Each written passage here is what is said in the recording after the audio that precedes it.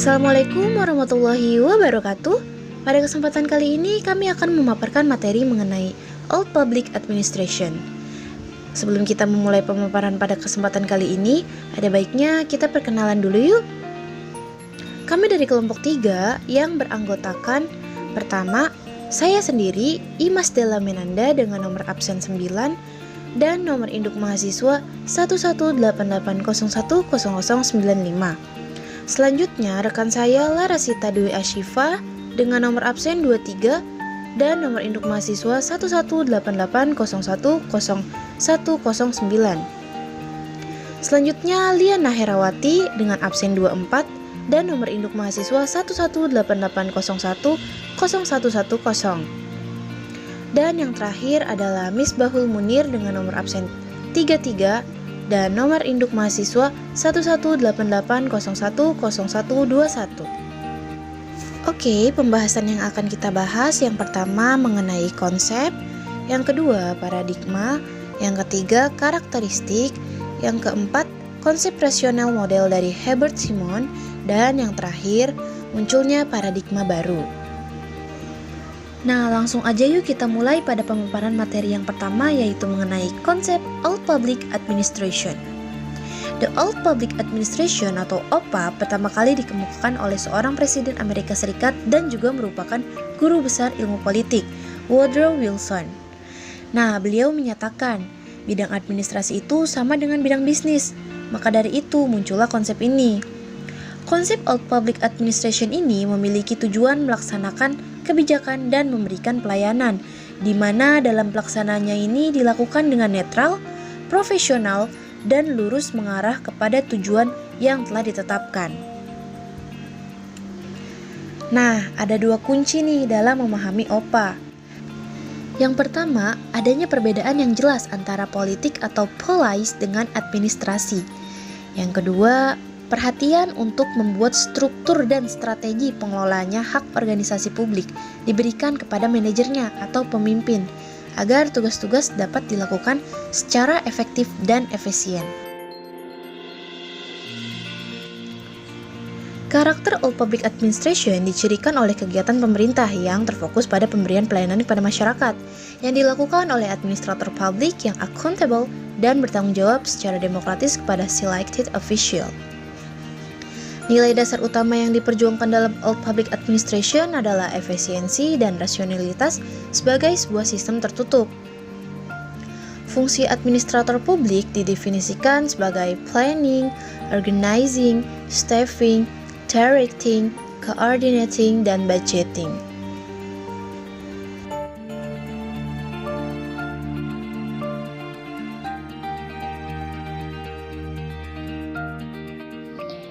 Dikotomi politik menurut Henry adalah pemisahan antara administrasi dan politik.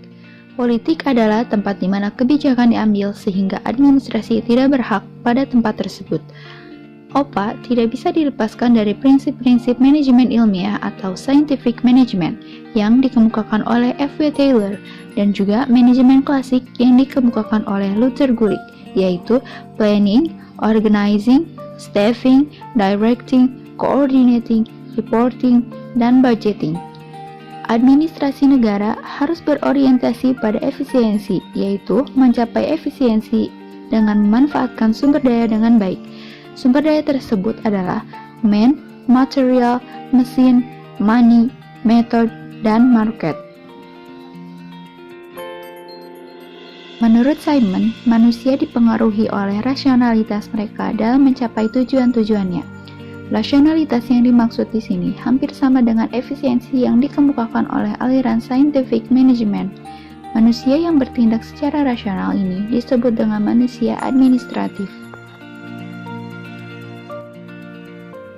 Menurut teori pilihan publik, manusia akan selalu mencari keuntungan atau manfaat yang paling tinggi pada setiap situasi dalam setiap pengambilan keputusan.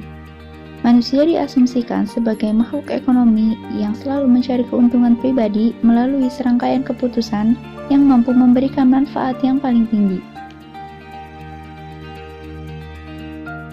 Dan Hart menguraikan tentang karakteristik Old Public Administration, yaitu yang pertama, Fokus utama adalah penyediaan pelayanan publik melalui organisasi atau badan resmi pemerintah. Yang kedua, kebijakan publik dan administrasi negara sebagai tujuan yang bersifat politik. Yang ketiga, administrator publik memainkan peranan yang terbatas dalam perumusan kebijakan publik dan pemerintahan. Mereka hanya bertanggung jawab mengimplementasikan kebijakan publik. Yang keempat, pelayanan publik harus diselenggarakan oleh administrator yang bertanggung jawab. Yang kelima, nilai pokok yang dikejar oleh organisasi publik adalah efisiensi dan rasionalitas. Konsep rasional model dari Herbert Simon dalam OPA timbul rasional model dari Herbert Simon dalam TOHA tahun 2014 halaman 73 dengan ide-ide OPA sebagai berikut. Yang pertama, titik perhatian pemerintah adalah jasa pelayanan yang langsung oleh instansi pemerintah. Yang kedua, public policy dan administrasi berkaitan dengan merancang dan melaksanakan kebijakan. Yang ketiga, administrasi publik memiliki peran yang kecil dalam proses buatan kebijakan. Yang keempat, pelayanan oleh administrator bertanggung jawab pada pejabat politik yang diberi diskresi terbatas. Yang kelima, administrator bertanggung jawab pada pimpinan politik yang dipilih secara demokratis. Yang keenam, program-program kegiatan diadministrasikan secara baik melalui garis hierarki dan dikontrol oleh pejabat dari hierarki atas organisasi. Yang ketujuh, nilai utama dari administrasi publik adalah efisiensi dan rasionalitas. Yang kedelapan, administrasi publik dijalankan sangat efisien dan tertutup. Kesembilan, administrasi publik dirumuskan secara luas seperti dalam Postdoc.